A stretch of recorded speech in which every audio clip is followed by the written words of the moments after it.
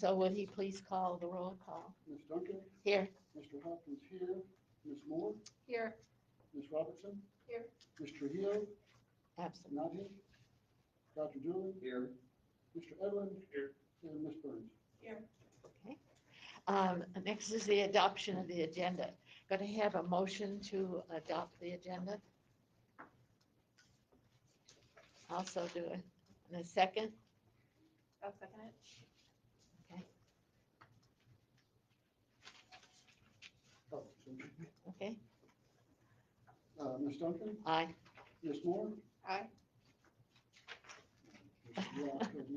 We do a little. Still got Ms. Cameron. Yeah. Mr. Hopkins, aye. Mr. Hill, not here. Ms. Robertson.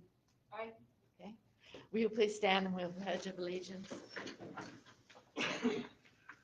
I pledge allegiance to the flag of the United States of America and to the republic for which it stands, one nation, indivisible, with liberty and justice for all.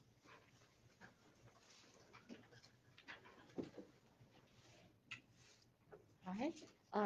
The first item of business for the discussion is personal items. A. Madam President, would you like me to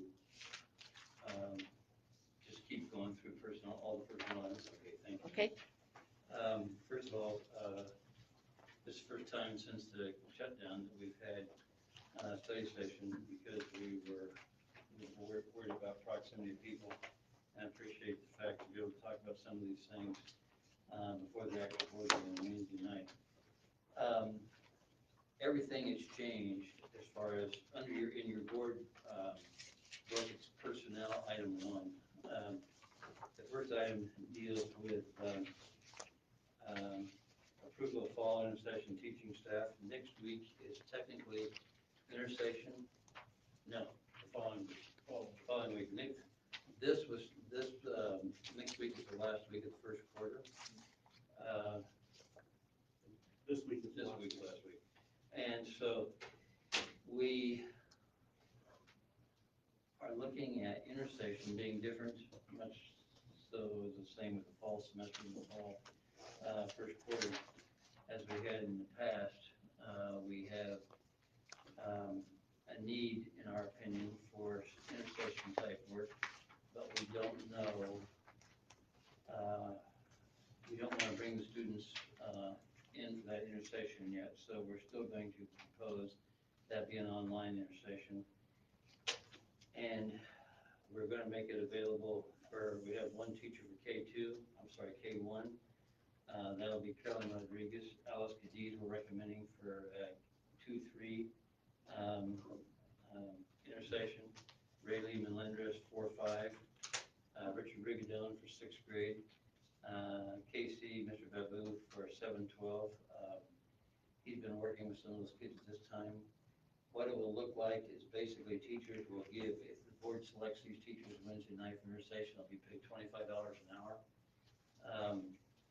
And which is part of the working conditions agreement. They will be working from home. If they want to come in here, they're welcome. I'll be here that week. And half of the classified staff will be here that week. They can work from here, they can work from home. Working with kids that have missed a lot of school or haven't done work or having a struggle. The goal is to help kids become successful. The same intention we've had for the last decade on fall and spring intersession. We're just doing it somewhat differently, keeping up with the online work we've been doing so far in this academic year and at the end of last year's academic year. The second item for personnel will be class item 1, the paraprofessional Alexis Gamez Herrera. This should not be paraprofessional, this should be custodial staff. Alexis graduated from our school about 2 or 3 years ago. Mr. Yon, I interviewed him shortly after the last board meeting, so we didn't want him to come on board until the board had approved that. I remember him as he's been working pretty steady since high school. He's at jobs, Phoenix jobs here in the community.